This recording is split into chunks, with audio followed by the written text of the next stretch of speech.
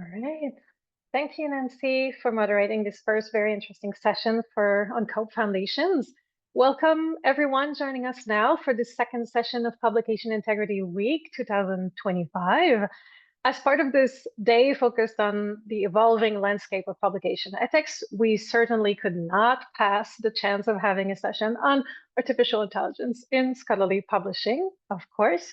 So in the session, we will explore how the use of artificial intelligence is really reshaping scholarly publishing, from AI-written papers to the integrity screening to data infrastructure and all the emerging challenges. We have three different panelists that are representing very different viewpoints, and I think this is likely to be a particularly interesting exchange. For the introduction, so I'm Marie Soulière, I'm a COPE Council member since 2020, and I will be moderating this session. And we have joining us Itamar Ashkenazi, who is a physician at the Rambam Healthcare Campus and a teacher at the TIIT Medical School. He has a very broad expertise in research ethics, having been both a chairman at an institutional ethics committee and an author, a reviewer, and a journal editor as well.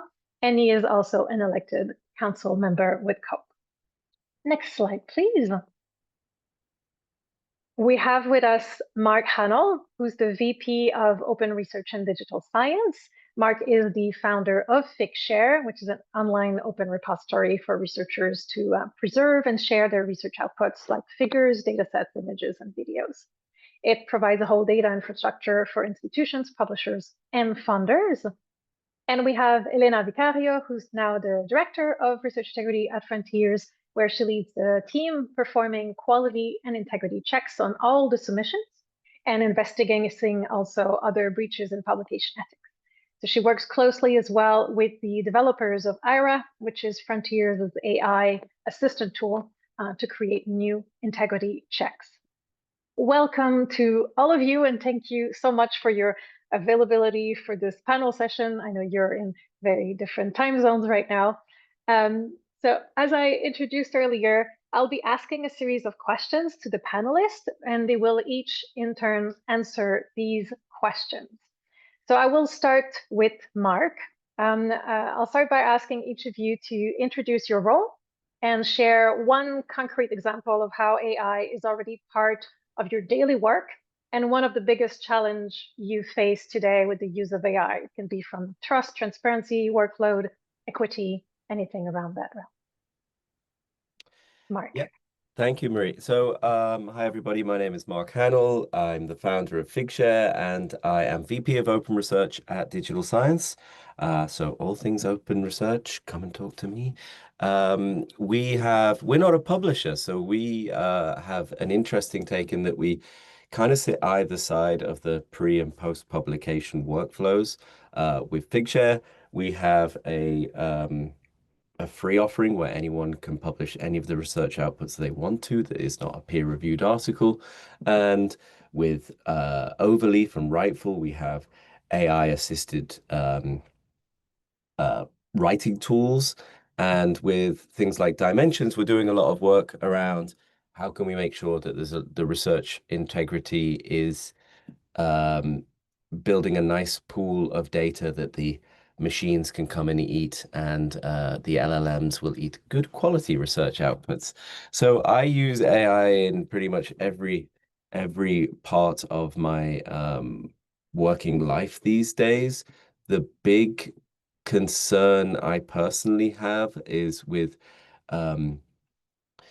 it's with maintaining research integrity in a world that is still equitable for allowing people to publish. There's been a really interesting move over the last decade and a lot longer in physics with preprints, where we're saying, it's not about where you publish your research, it's about you should be able to publish your research anywhere with persistent identifiers, and it still should be able to have the same impact on your career. The problem that we're seeing with that now is the AI-generated content is changing the landscape I heard at the Royal Society at a Future of Scholarly Publishing event that Elsevier said they had a 20% increase year on year in submissions, which obviously will put a lot of strain on things like peer review and what have you, but also it's a lot of AI generated content in order to boost numbers, whether it's individual researchers or whether it's orchestrated at a higher level, like we were hearing in the last conversation. But with Figshare, we have a free version where researchers can publish these outputs, and we're seeing, we had a call recently with Archive, BioArchive, preprints.org, Zenodo, OSF, to try and see how do we maintain the quality of research in these pre-peer-reviewed areas that things like Google AI is picking up as in the search results and posting in the AI search results and posting it as de facto scholarly research, which is not. We've seen that Archive have changed their policy 2 weeks ago as well about what they accept now to only certain types of content. So to kick us off, I'll keep it as brief as that, but I'm very interested in the AI creation of content and the problems that it's causing when we go to just AI generated papers writ large, as opposed to a human and an AI generated paper, which I feel is much more credible. Thanks, Mark. Very interesting challenge there. Elena, will go to you second. So if you could please introduce your role and then one concrete way AI is in your daily work and one big challenge. Thank you. Thank you so much for the invitation. Thanks, Marie, for the introduction. As she said, I am the lead of the research integrity team at the Open Access Frontiers. And my team is responsible for maintaining quality and integrity at scale. So most of the focus of our work is on pre-publication, so making sure that we scan submissions that come through and make them ready for peer review. So make sure that problematic papers are rejected early at that desk review stage, and that we let editors and reviewers focus on what's most important, which is the science and bring their expertise. So AI is embedded in developed AI in-house system. And IRA right now has over 40 checks on the authors, the manuscripts, and later on the peer review process. We developed it in 2018. And we've been, over the years, improving it, adding more checks to the catalog, improving the ones that needed to change to keep up with, emerging challenges. And, what IRA does is it helps us focus our attention on, which manuscripts we need to look at as humans and which part of the manuscript we need to look at. So it makes us more efficient, and it allows us to scale our quality and screening processes. And AI also, IRA in particular, can help us elevate our human capabilities. So there's things that would be really difficult for a human eye, really complex image duplication, rotations, spotting patterns beyond one single manuscript. So these pattern spotting, pattern recognition across submissions from our entire pipeline is something that would be almost really impossible for humans to connect all of the dots at that scale. So in our sense, AI is not replacing the humans, it's just elevating what we can perceive and how we can be more efficient in maintaining integrity. And I think what's probably the biggest challenge for us is that, for AI to actually bring value to us as humans, the AI tools need to get it right. They need to be accurate and precise. And maybe, just to offer a different perspective, that's the biggest challenge that we have, right? It's in that accuracy and that precision of the tools, right? Because in a way, what we want is our AI-powered checks to elevate the human capabilities, reduce workload. We don't want this to create a bottleneck for humans. We don't want humans to be having to look at, flags that are false flags. And where you draw the line between, how many papers you want to look at to make sure that you don't send any problematic or potentially problematic one to peer review, but also you don't want to look at all of them and have the humans override what AI simply couldn't find as a true flag. So I want to go back to this point about the AI tools are only as good as the data they're trained on. So we're actually really making sure that we spend a lot of time finding the right data sets to create a new check, to audit new checks, and with which with each new check, there's new insight, but also there's a potential for noise. So before a model or an AI check goes live, we do a lot of audits, a lot of like measuring false flag rates, benchmarking the signals across different data sets, as I said. And even after we roll out the error check, after we're confident that it actually brings value to us, we still keep monitoring it because, things change really quickly in the research integrity, space. Things evolve rapidly, and the checks do deteriorate with time. So you cannot just, put it live and then forget about it and that's it, right? Like you constantly need to be improving it. So, for us, I think that is the biggest thing is that, the AI is as good as you can train it. It depends on a lot of high quality data, strong human oversight and monitoring. And I think that's why, it just, for me, it's creating this partnership between technology and humans. So technology helps us amplify the human expertise, but never replaces it. And I'm really, really excited to see where this goes, how our roles as humans, at least in this process of like quality checking, screening, and in publishing, evolves over the years as we get, technology to be more accurate and more precise and to help us. Thanks, Elena. Now, Itamar, I think you prepared a few slides which the COPE team should be able to share now for you. Perfect.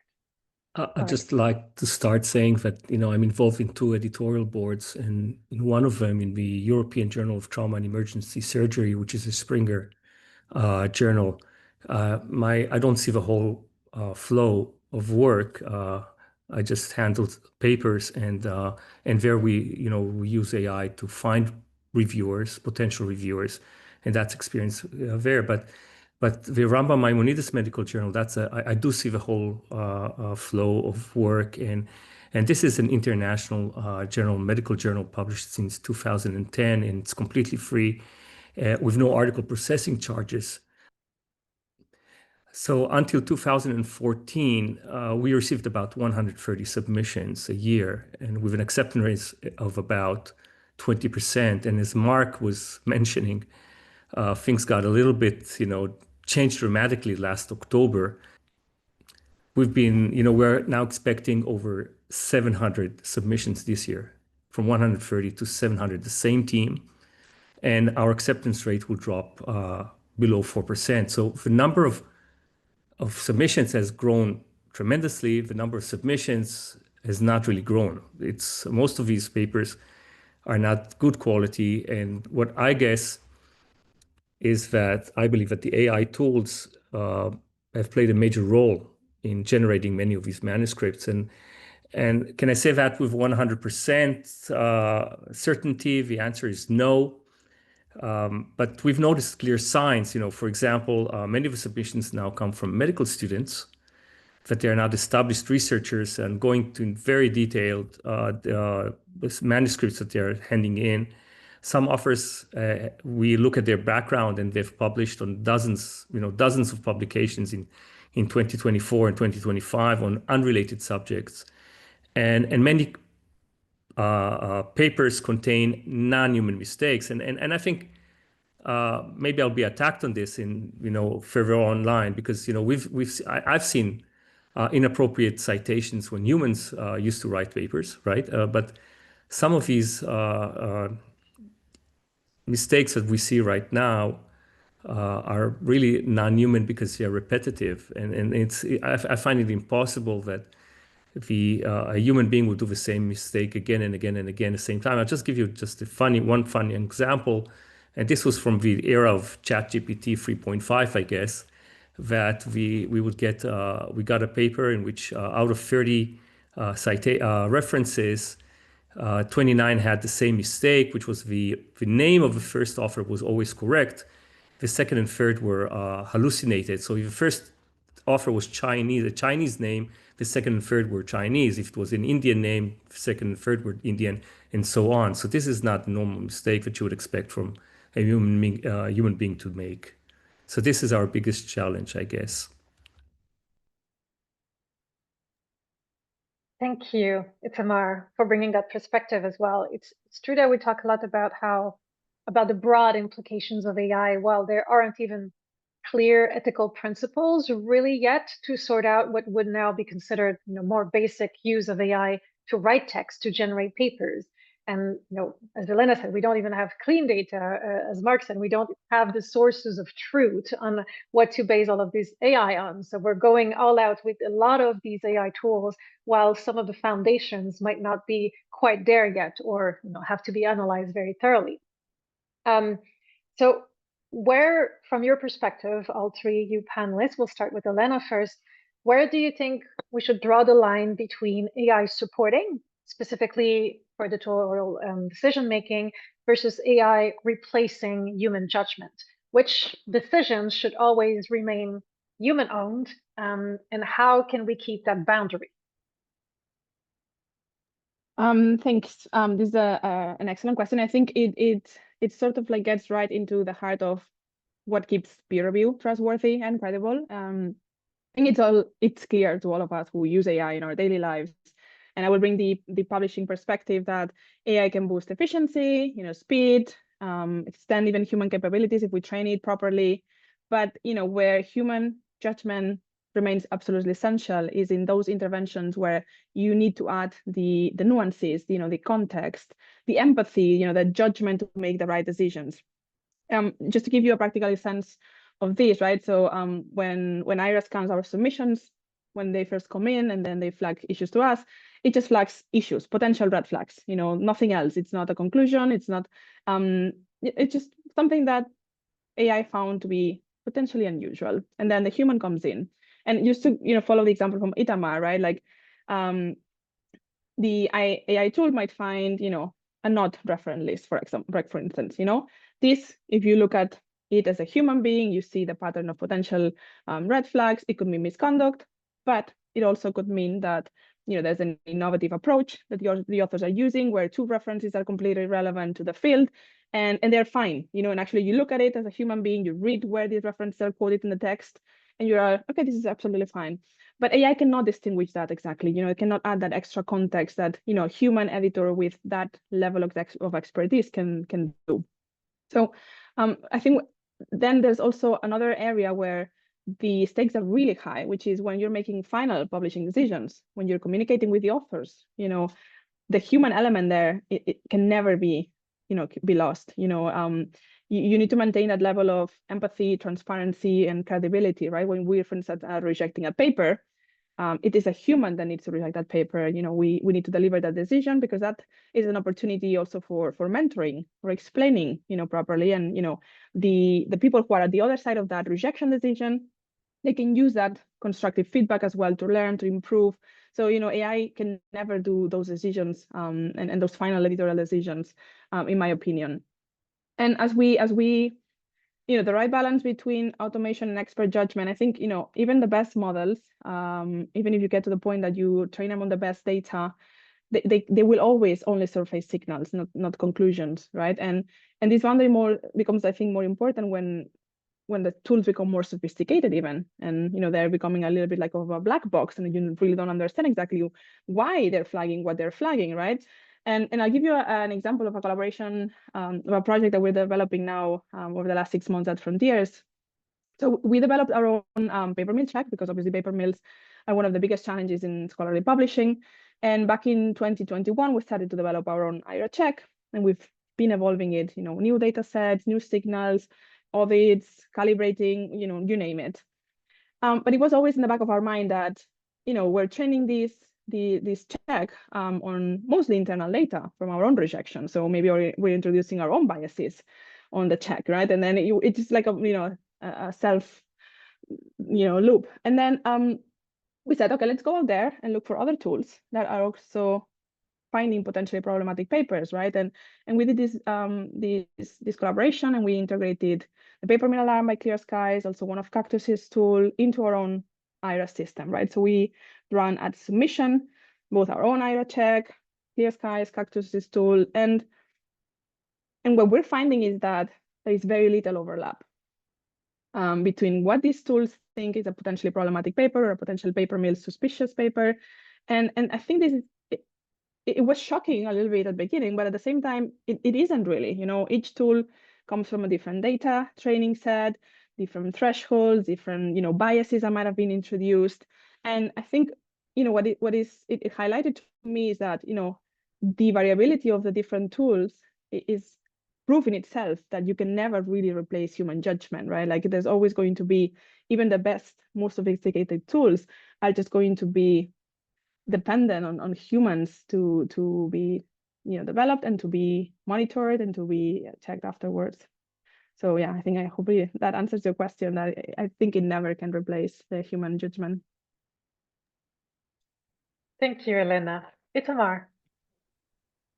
Well, I would say similar things like Elena, but maybe put a little bit of different emphasis, is that, as editors, we need to remember that we are accountable for editorial decisions.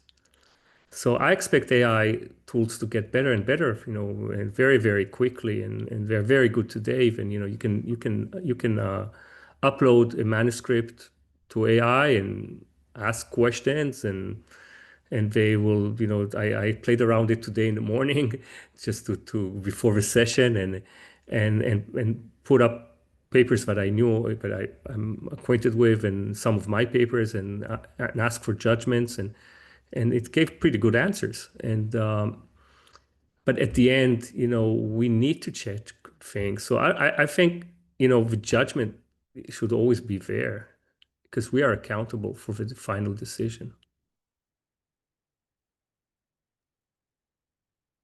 Thanks, Itamar. Mark, your perspective? Yeah, great perspectives. I think my semi-controversial, you tell me, perspective on this, which is backed up by what we hear from Itamar and Elena, is like, where do I draw the line? I draw the line really far to the end of like trusting the AI to do most things, because I think, as Itamar was just saying, these tools are already good and they will develop, right? So if we spiral that out to the nth degree, and a new publisher incumbent provides a tool, which, it sounds like Frontiers does a lot of this already with IRA and things like this, doing all the checks, integrating Clear Skies, things like this, then you can, if an incumbent comes along and says, we have a new publishing model, but it's all going to be AI at every level, the peer review is AI, and then you have a human who is ultimately the public. It can't be anonymous, right? It can't just be bots talking to bots and a new dead internet. It's got to be a human who is credible at the end, to say, I am the person who has reviewed all of this information. I think it's okay. And I am the person who you can contact if you disagree with this. But under my watch as editor of this journal, I say this is okay based on the information I have. Because I kind of feel that's what editorial is already today. It's based on all of the information I have. I'm making an informed choice, and sometimes it could be wrong through no fault of their own, but based on the information that I have, I'm making an informed choice. And I can only see that AI is going to give us more information. If you look at, peer review tools already, like Reviewer 3 and things like this, you see that the quality of peer review is as good as any peer review I've got in the past. You can make the argument that there's implicit bias and a lot of problems with AI, and I agree with that. But there's a lot of problems with humans, probably more if they're working in your niche field and maybe competing for grants with you, right? So where do I draw the line? I draw the line really, really far down. And I don't think that's going to happen unless somebody comes along with a new model, because I don't want to diminish the value add that the humans in these companies are adding right now. I'm just offering an opinion as where this could get to if you remove a lot of the empathy. Thanks, Mar. Yeah, it's a version of peer review without peers that would be basically validation of papers. And a question to that, we're not going to discuss now, but for people to think about, is how does that differ then from preprints, which you mentioned before about, to what extent can then AIs be trained on models that are non-validated data, and what would constitute validation, and how would we certify that AIs are validating data in the right way, that they could be peers? So for reviewers right now that are qualified as peer, we would look at their their background. So we would have to check the background of the AIs to make sure they have the sufficient knowledge or sufficient training to be able to make the right assessments or learning models, right? Yeah, and just to come back on that, as Elena was mentioning, the catch-22 here is that academia is all about generating new knowledge. By default, the AIs don't have that new knowledge because we're creating new knowledge. It's literally the job description of researchers is to create new knowledge, and so that's always going to flag as be like, oh, we don't have anything about this. So it's a catch-22 there.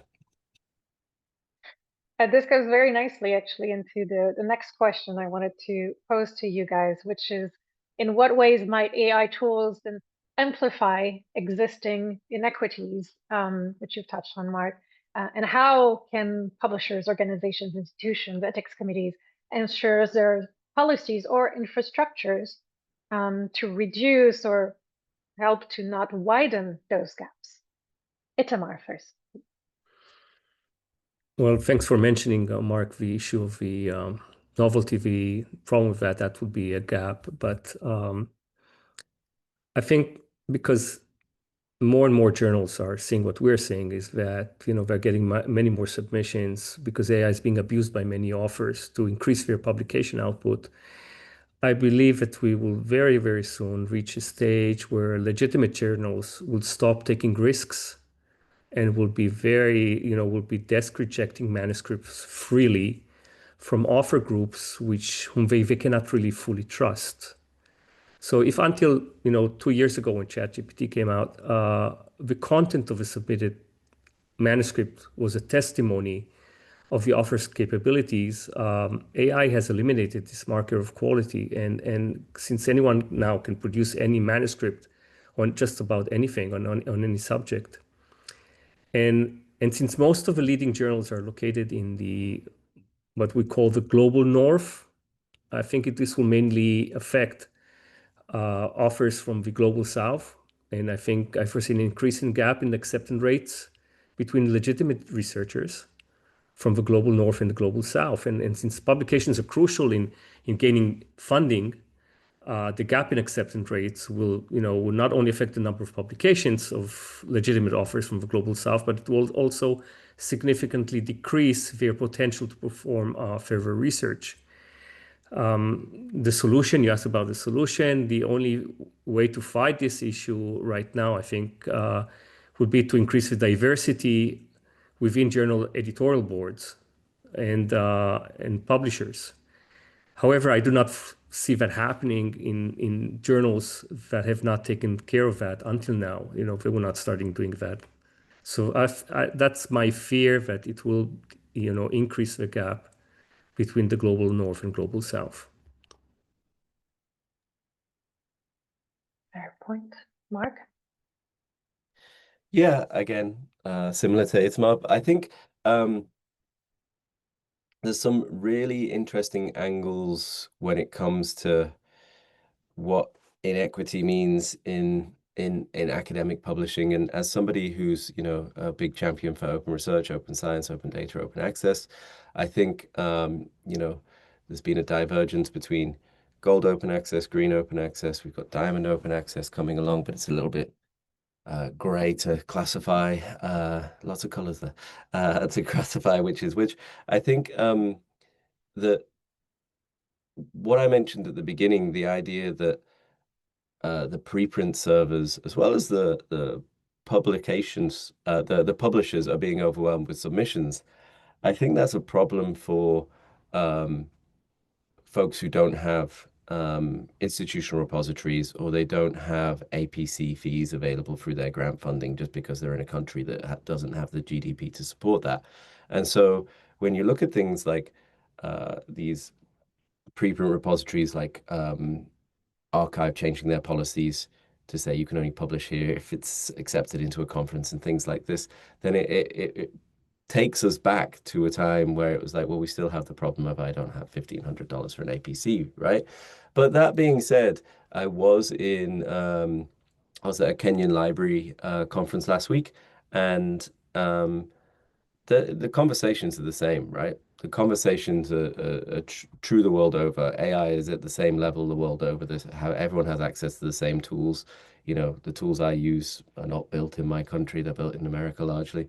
And the approach there is to focus on publishing models that support the researchers in that country. And we see a lot in South America, in Brazil. They have a lot of work that's gone into this, and it will continue to be as important as it has been in the past. And so I don't think it's going to amplify further inequity in that way. I think we still have a lot of problems that we need to work through, and the financial backing of it all is really the main differentiator when we talk about inequity to publish. So I don't think AI is going to change that. I don't think it's going to help it either.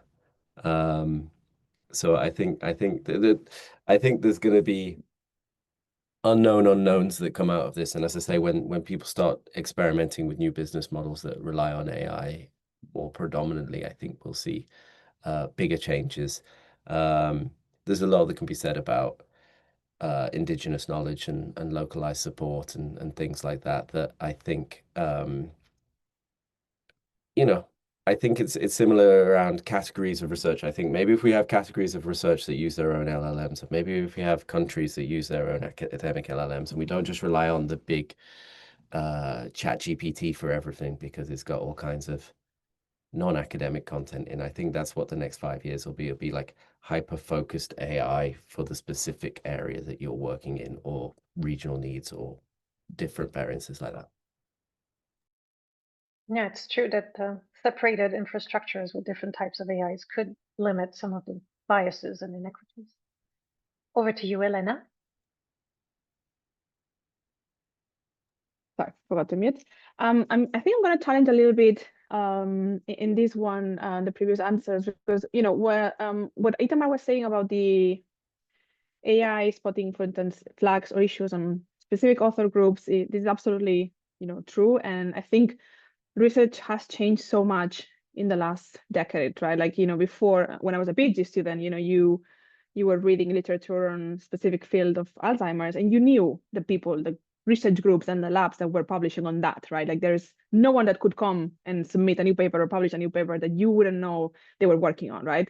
But obviously, as research has become more globalized, also now with the introduction of AI, you cannot know everyone in your field unless it's a very niche field that are working on something similar, right? So then we have that trust issue, right? Like something comes in from someone that you didn't know was working on that, and you don't trust that. And I think here, AI, maybe it's our responsibility as publishers. Maybe we are developing the AI tools to train AI on not just spotting the red flags, but also the trust markers, right? Like what could be markers of legitimate research? What could be patterns of strong methodology, credible collaborations, even statistical patterns, so that we can break the bias that we have, that when we don't know the authors, and when the authors are not particularly experts, or are not seen as experts, but what they did, the content of that, is that good enough? And maybe AI can help us also bring in those trust markers into the equation. And then another thing that I'll say, and this is very interesting, because I think I would have agreed with most of your answers that AI may probably not help with equity, but we just finished analyzing some of the findings from a global survey. So we asked researchers in May this year about their views, perceptions, and AI in publishing mostly. And we asked a very similar question, can AI help, or can it be a threat to equity? And very surprisingly, the researchers in the global south, the researchers in emerging regions, they see AI as an empowerment tool. They see AI as leveling the field for them, in terms of helping them improve their writing, translation, helping the non-native speakers overcome that language barrier to global participation. And I think they see it more as an equalizer rather than a threat. And I think when you were asking about what can we do, I think it's important that we ensure that they have the access to the tools that we develop, that are the good tools, that at least we can make sure that the accessibility is not an issue for them if they actually see it as an empowerment. And we give access to training as well. So they are actually able to unlock the potential of AI and use it to, to maybe like break that, the inequality that we have seen in the past. Just if I could jump in just for a second, Go just for it. related to that, we do a state of open data survey every year where we survey researchers around the world. And one of the questions we ask is, how are you adopting AI tools in your research? And we've only got 2 years of data for this, but everybody, there's a lot more this year where people are saying I use it daily or I'm using it regularly. So there's a increased uptake. But there's no obvious pattern when you filter by subject or by country of respondent. Like, it's not like there's some countries in the global south where people are saying they're using it a lot more than, say, the UK, but it's also, there's some countries in the global south that aren't using it as much as the UK. So there's no clear pattern there on our end, and I don't know why that is. Yeah, it's super interesting that what we might perceive as well is quite different than when you actually survey the researchers and get their opinion and get their voices in there to really hear how they are using AI. What do they find are the potential inequities and issues with policy? So that's obviously something that COPE is working on as well, to hear the voices from all over the world and to get that information. So how have you guys been seeing AI tools changing the skill set needed for editors and specialists in the different teams, and maybe for infrastructure? It was mentioned earlier as well that we don't necessarily anticipate that AI will replace editorial teams or peer reviewers, but there is the potential for that. But already in the last 3 years, how have you seen the difference in the skill set, and what kind of training you think is missing? Elena? Yeah, I think this is a great question. I think it's definitely the direction that we're going into. I think in general, not just in publishing, but researchers, they need to have, as of now, as of yesterday, a basic AI literacy training already. You need to equip people with understanding, how the models work, how AI works, where does it fail, how do you validate the outputs, how do you get the best out of your AI tools? This is something that needs to start happening already, in the early career stage and that generation. But especially in publishing and in the context of peer review, it's also really important to make sure that there's critical evaluation of the outputs, that there's that accountability and that responsibility that comes through. I think what Mark was saying is that you can push the tool as much as you want and trust it as much as you want, but at the end you're signing that name, your name as a reviewer on that paper. At least, for instance, at Frontier we publish the editors and reviewers' names, right? So regardless of what you use to get that review report, and whether you use AI to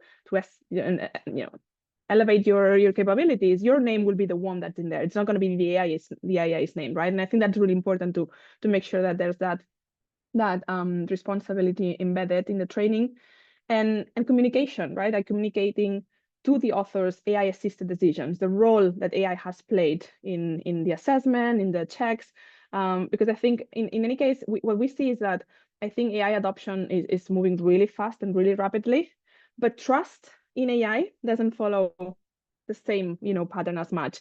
And I think there transparency is key. I think right now people are a bit on edge about who is using AI, where they're using it, and how are they using it. And I think as we open this up and make sure that we declare AI use in publishing, and have those disclaimers, those disclosures, and normalize it, I think that would also help raise the trust. So I would say AI literacy for sure, how to communicate AI use, and evaluating the AI output data that they are providing, etc. It's probably skill sets that are going to be needed for in-house editor, reviewers, everyone who's on the publishing ecosystem. Thanks, Elena. Itamar, you must have seen some quite strong changes in your role as editor with the journal, as you saw with the increase in AI written papers. Yeah, but I would like to stick to your question, because I agree with Elena, but I want to put the emphasis on we need to remember that at the end the editor is accountable for the decisions, and so the skill set cannot change. If anything, we should learn more about how to use these tools and AI, and learn how our authors and peer reviewers are using AI, which may be creating problems. Okay, because you know, when you get the AI output, it's so convincing. It's really so convincing. It can give you, it's usually correct, but it can also give you rubbish, and in such a convincing way that people can fall. And if people want to do shortcuts, they will be doing shortcuts because, you know, humans are lazy, right? And why check the AI output if it's correct or incorrect? And so I think, if anything, you know, as editors, we need to keep the same skill set and add to that some experience working with AI, the way that authors and reviewers, peer reviewers, may be working with them to understand where are the problems. I think that's an additional responsibility that we need to have as editors. And you asked something more, so you know, at the small journal where I work, you know, we cannot afford right now paying for the AI tools, and so we don't use them. So we have to deal with the 700 plus submissions that we're seeing now per year instead of 130. And I think it has impacted the quality of our work. We still try to choose those 20 to 30 papers that we want to publish a year. And that's the emphasis right now. If before that, we were more lenient to receive inferior quality papers and help the authors, you know, get the papers, get them better, make them better. Today we cannot afford that, and most of our time is on triaging, you know, selecting the papers that we want to continue with, which is more difficult right now. It takes. I want to say something. It takes, because we cannot prove, even if, you know, this was written by AI. You cannot write that to the authors, you know, because you have no 100% proof of that today, at least. And to pinpoint problems that we identified, you know, we had one paper which was written by a medical student on a very technically demanding procedure. It was a review and on novelties on that, and my guess is that student never operated this operation, and maybe I would guess never seen, or maybe seen fewer of these operations, not treated those patients, you know, throughout the process. And when we pinpointed problems in our rejection letter, we just got the same paper back 2 months later. You know, the student probably passed it through AI and said, "Could you please correct according to the comments that were made?" Yeah, this really shows what they were mentioning in the first session about AI now enabling some level of organized fraud, which was already happening in publishing with paper mails and different types of misconduct. But AI now supports this at a larger scale, which can be very complex, and it creates public health risks as well, in the sense that you can have medical papers that are published that are absolutely invalid. Yeah. We're going to go to Mark's perspective on how you think AI tools have changed the skills for editors and editorial. Yeah, I think it's the biggest one is just it's the same way it's affecting everyone. You know, my next 3 days, I'm being sent with many of my colleagues to a Judge Business School training course on AI ethics and strategy. So, you know, you just need to learn the new stuff, right? Everybody needs to be on the same page. And I think it's not necessarily new skill. Well, that side of things is new skill sets, trying to educate yourself to keep up with the latest developments and be aware of what's happening and be aware of what the authors may be doing so you can stay ahead of any problems that come out. But I think, you know, I'm an optimist about it because I feel that there's, you know, 4 times as many publications already today than there were in the year 2000. And I don't think there's 4 times as many peer reviewers. So I think there was already a crisis point with peer review. I don't think any of the publishers on the call as a non-publisher would be saying that they're overwhelmed with peer reviewers and it's the easiest thing if their job is to find more peer reviewers. So the idea that we can make that process more efficient is exciting to me, and it has its own problems, but you know, it's academic publishing. We work through the problems.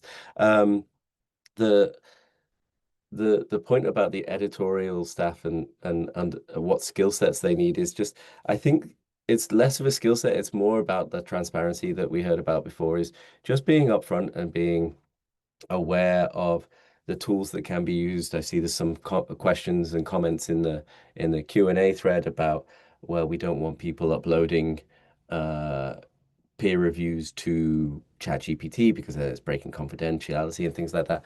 And I'd say that's true. You don't want it to be true, but it's what's happening.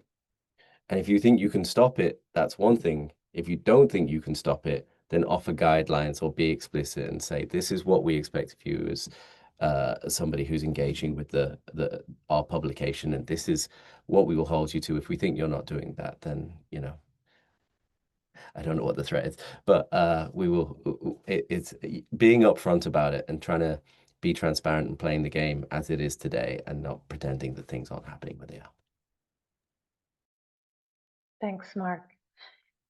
So last question, we have 10 minutes, so it's perfect timing.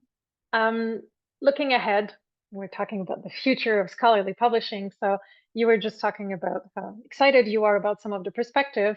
What would be the most promising way each of you believe AI could actually strengthen research integrity rather than create all of these biases and these limitations and these issues? Is there one way you think it could really strengthen research integrity for scholarly publishing? Mark, you want to go first? Yeah, I think that you mentioned Copilot, which I know is a brand, but this idea of a co-scientist and is an oversimplification, but the idea that, you know, we're not all going to lose our jobs to AI, we're going to lose our jobs to people who are using AI better than us, right? I think that is going to be the new researcher workflow, as it is going to be everybody's. You know, at every point at which we and a researcher is engaging with the publication process, there are going to be tools that can work well to improve the research integrity. So, you know, as if I'm an author today and I go to publish a paper, different publishers will have different tools. It sounds like Frontiers is very ahead when it comes to research integrity, auto checkers and things like this with IRA. So, you know, that is the first point at which I'm questioned on, have I planned my experiments correctly, or have I got ethics approval, or any of these things, or am I, you know, doing things inappropriately?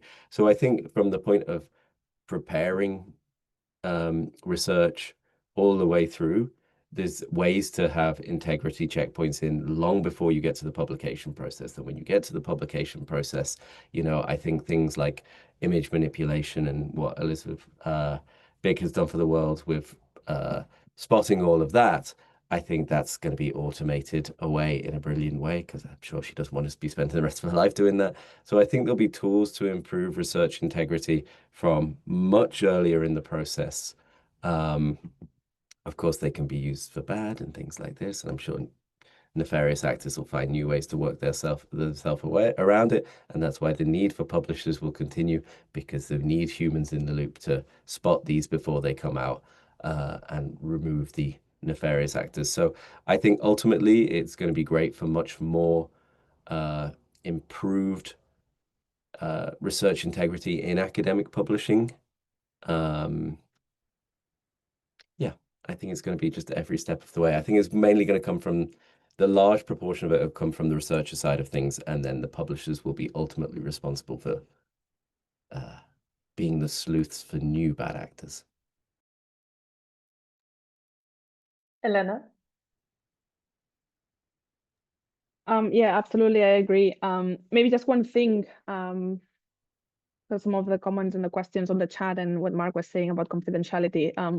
One thing that we have been doing as well over the last few months is testing this fully secure in-house GPT reviewer assistant that we have embedded within our review platform.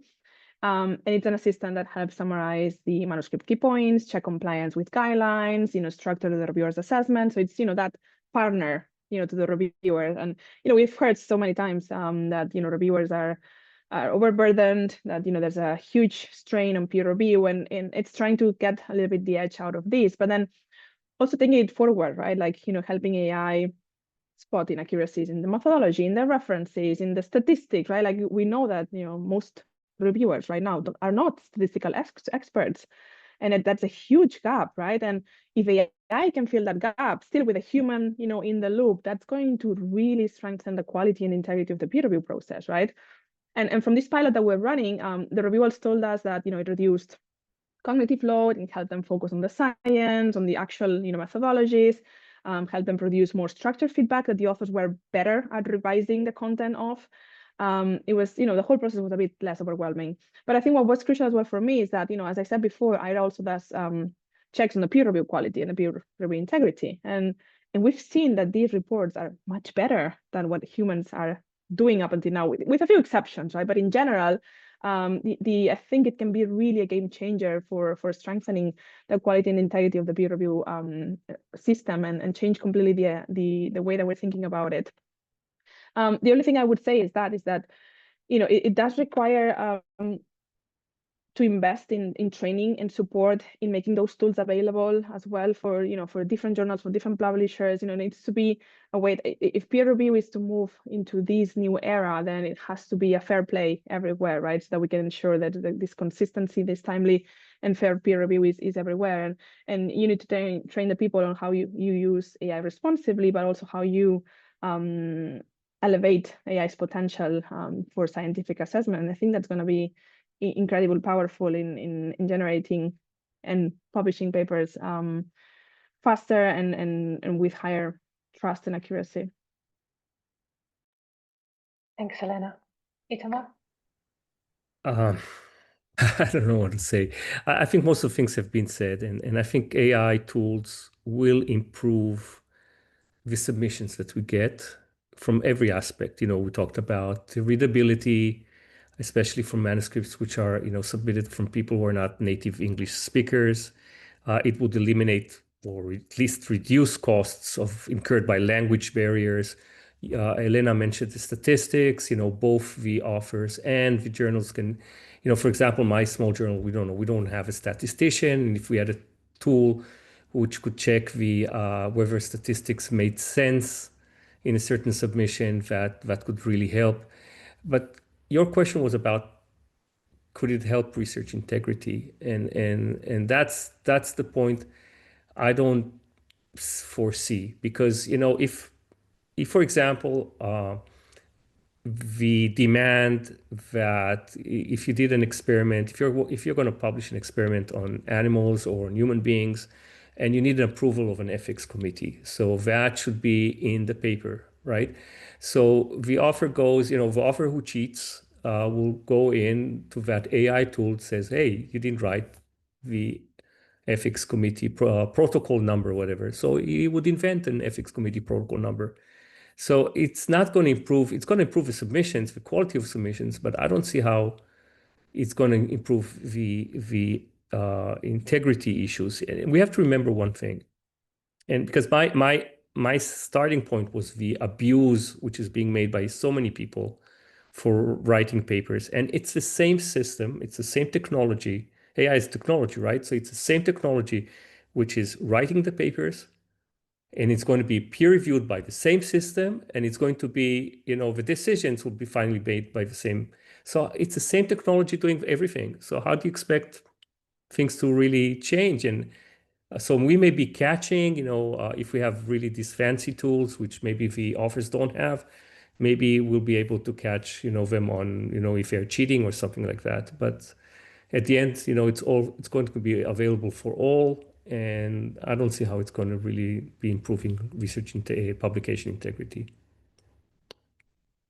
Thanks, Ita. I think that links back also to what Mark was saying, that one of the future applications of AI is really to have these distinguished AIs that have kind of different roles and are not just this one massive GPT, that one for all, right? And to have these distinguished AIs that could do different tasks and be specialized in all of these things. So then there's a need for interactions, but it's not the same system doing everything, which I think people would find more trustworthy to be able to assess the different parts and maintain research integrity. And I wanted to touch on what Elena said earlier about trust markers. I think in the future with AI, there's going to be a whole lot of AI support for researchers to prepare metadata correctly, which then strengthens integrity and strengthens trust markers and the checks at different levels, which a lot of people are working on right now to detect image manipulation based on the lack of metadata, the lack of the date it was sampled, the lack of when different things were recorded. So having an AI assistant that can store the data at the right time when you do it for you and provide that metadata to publishers is also something that I think could strengthen the overall system in the coming years. So we're out of time. Thank you so much, Mark, Elena, Itamar, for this very insightful panel. Thanks again also to all the attendees. We will compile the questions and share some notes afterwards, after Publication Integrity Week.